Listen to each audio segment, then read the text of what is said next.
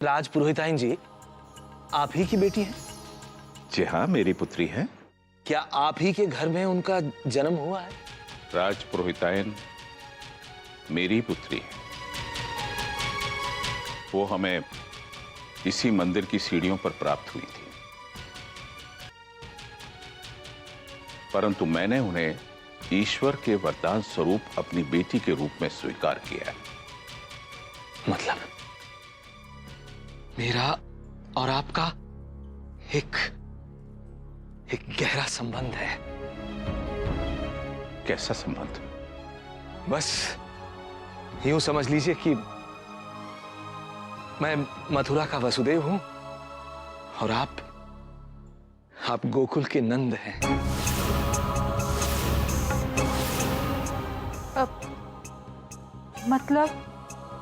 मतलब आप? जी,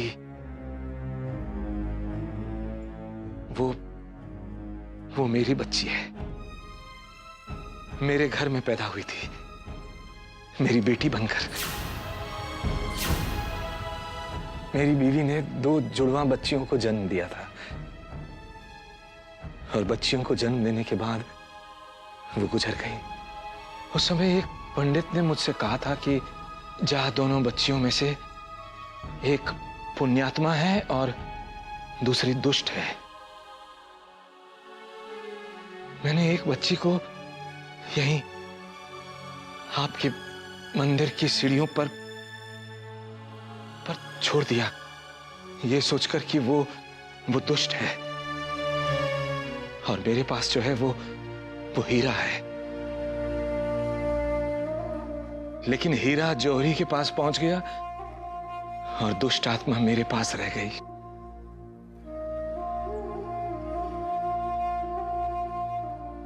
पर तब से लेकर आज तक मेरा जीवन दुख भरा ही रहा है।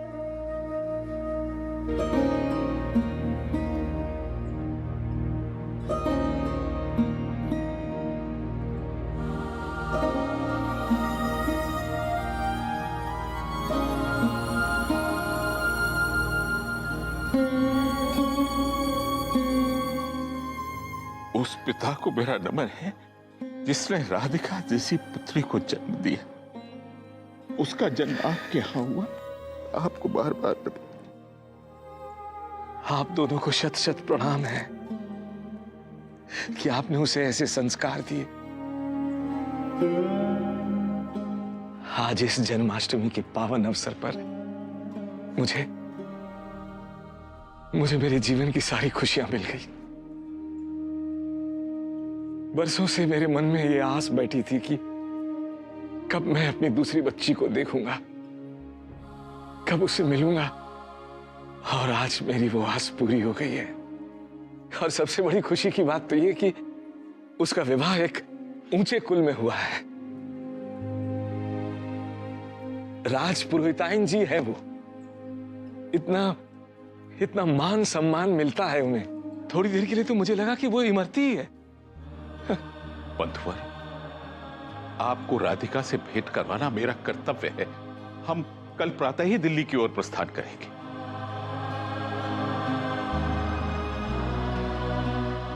क्या हुआ ताराशंकर जी?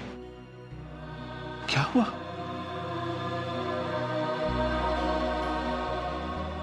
मैं आपको बता नहीं सकता कि अपनी बेटी से मिलने का, उसे आशीर्वाद देने का मेरा कितना मन कर रहा है। लेकिन मैं उससे नहीं मिल सकता। मैं समझ नहीं पा रहा हूं कि मैं कैसे उसका सामना करूंगा। कैसे कहूंगा कि मैं ही उसका पिता हूं।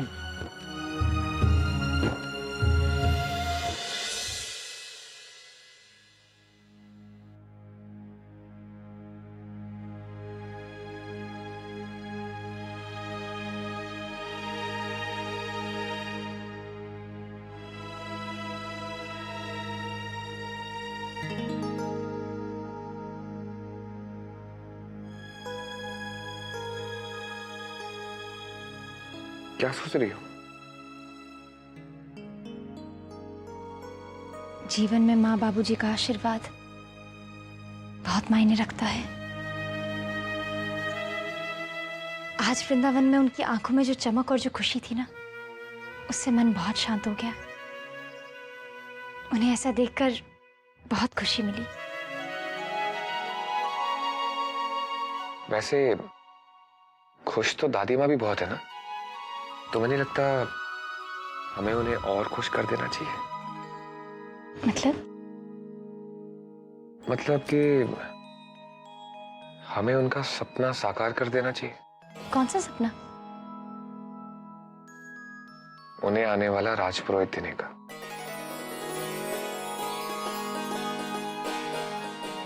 वैसे वृंदावन में मनाई ये जन्माष्टमी हमारे घर में खुशियां ही खुशियां लेकर आएगी। और वैसे भी खुशियों का समय तो अब शुरू हुआ है। तेरी हर झलक में दिखे वो रब, तेरे नाम को ही दुआ कहें। तेरी हर झलक एहसास है, ये सजा भी है, ये सुकून भी। कभी लब पे आके ये रुक गया, कभी बन गया ये जुनून भी। तेरी हर झलक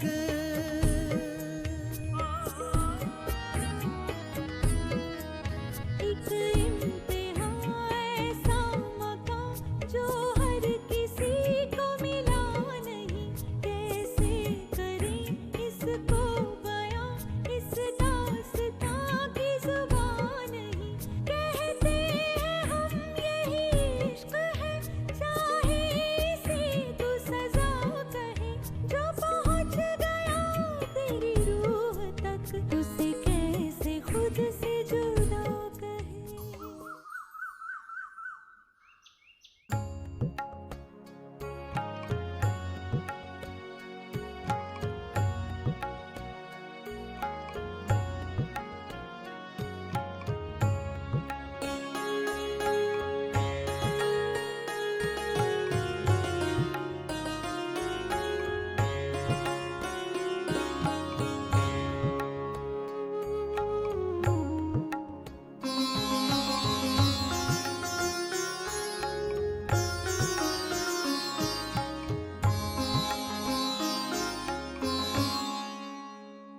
राधे राधे माँ जी।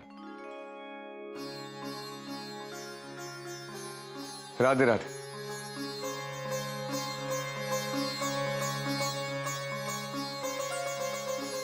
बाबूजी, आप इस समय? बेटा मैं किसी से तेरी भेंट करवाना चाहता हूं। ताराशंकर जी आइए।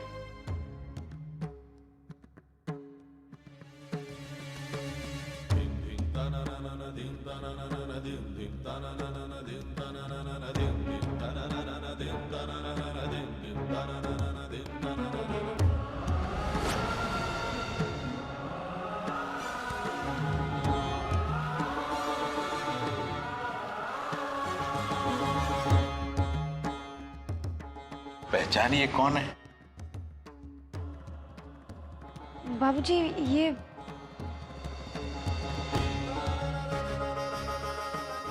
बेटा ये तुम्हारे पिता हैं।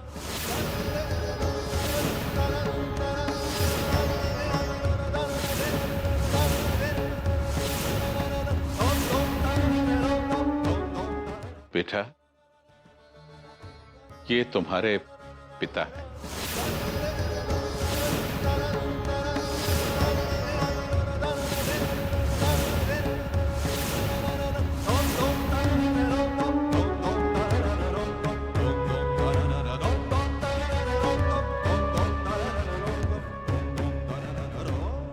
ये आप क्या कह रहे हैं बाबूजी? बेटा मैं सत्य कह रहा हूं। यही तुम्हें जन्म देने वाले पिता हैं।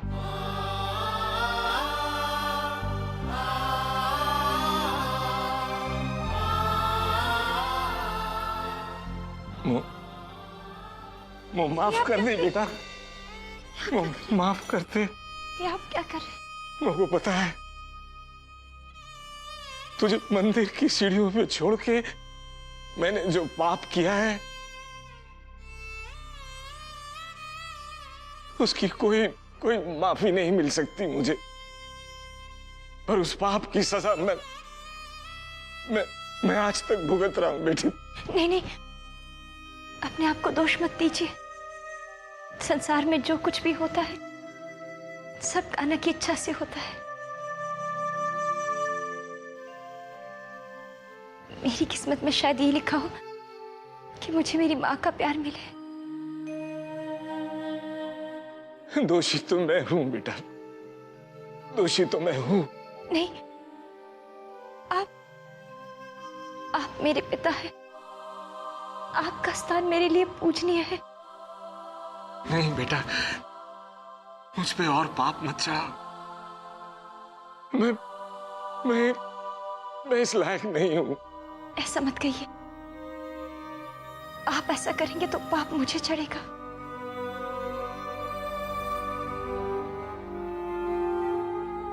आपके लिए मेरे मन में कोई नाराजगी नहीं है। मैं तो बल्कि आज बहुत खुश हूं कि भगवान ने मुझे मेरे जन्मदाता से मिलने का अवसर दिया है।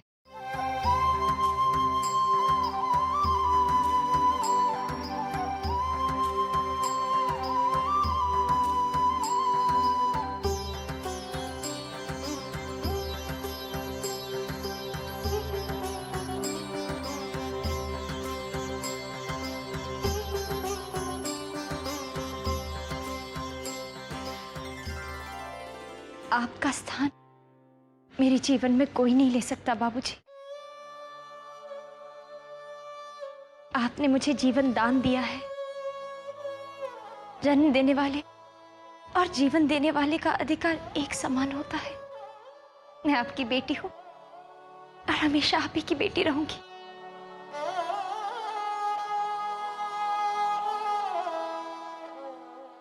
सुखी रहो बेटा। राधिका ठीक कह रही है शास्त्री जी।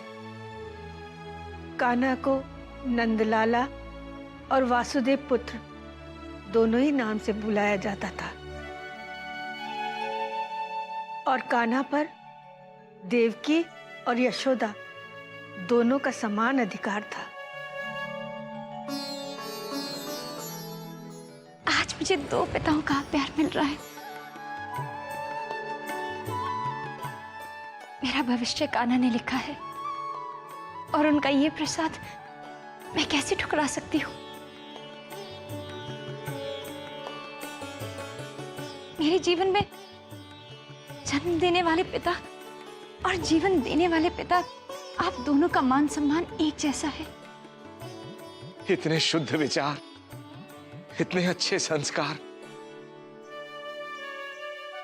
मेरे घर दो बच्चियों ने जन्म लिया था। शास्त्री जी ने एक बच्ची को अच्छे संस्कार देकर देवी बना दिया, पर मैं दूसरी बच्ची को अच्छे संस्कार न दे पाया।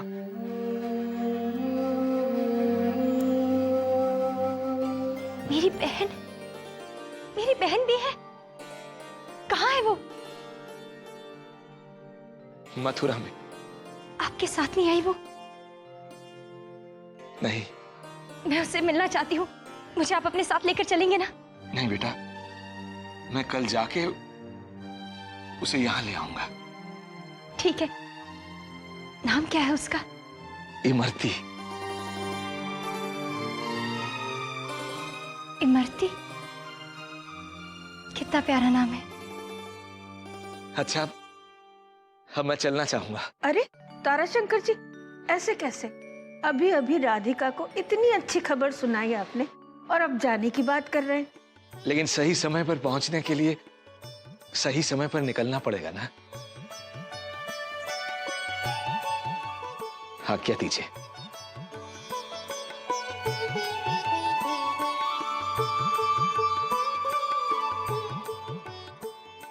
खुश रहो।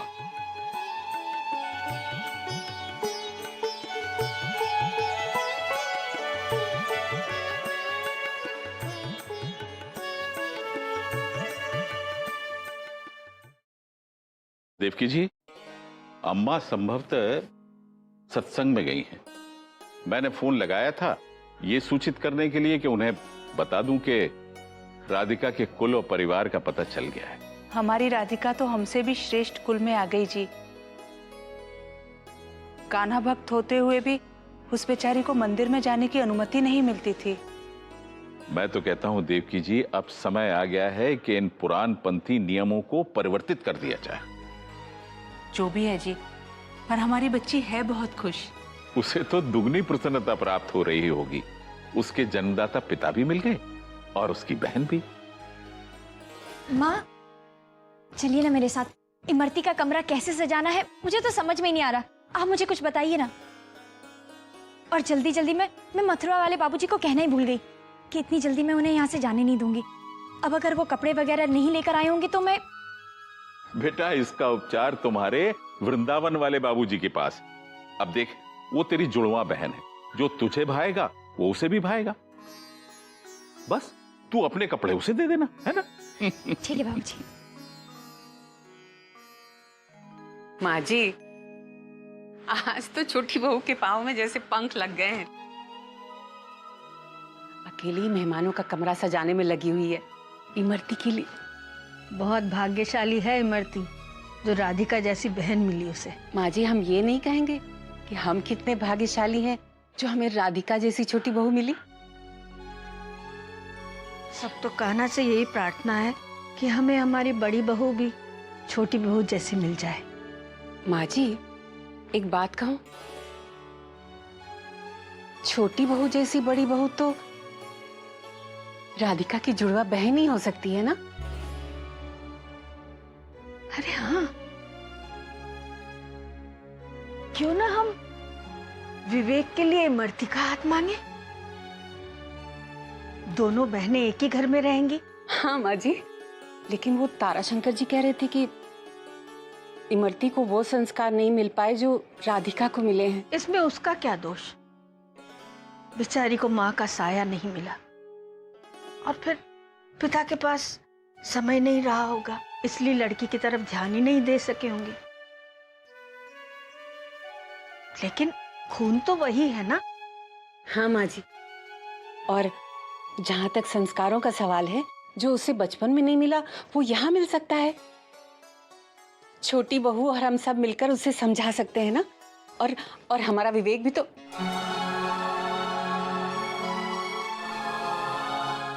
क्या हुआ वैशाली? माँ जी, पंडित जी कह रहे थे कि रिश्ते तो बहुत सारे हैं विवेक के लिए, लेकिन ये उसकी दूसरी शादी है ना, और एक्सीडेंट के बाद विवेक को। बात तुम्हारी सही है। क्यों ना हम छोटी बहू से बात करें, उसके क्या विचार है। फिर कान्हा की मर्जी, आखिर कान्हा की मर्जी से ही तो हमें छोटी बहू मिली है, और उसने देव और हमारा जीवन सपनों से भी सुंदर बना दिया है। और मुझे लगता है कि विवेक का जीवन भी उसी का दूसरा रूप इमरती संवार सकती है। आखिर राधिका की बहन राधिका जैसी होगी ना। बस अब तो मुझे बेचैनी हो रही है कि कब इमरती आएगी। वो तो दिख रहा है माँ जी।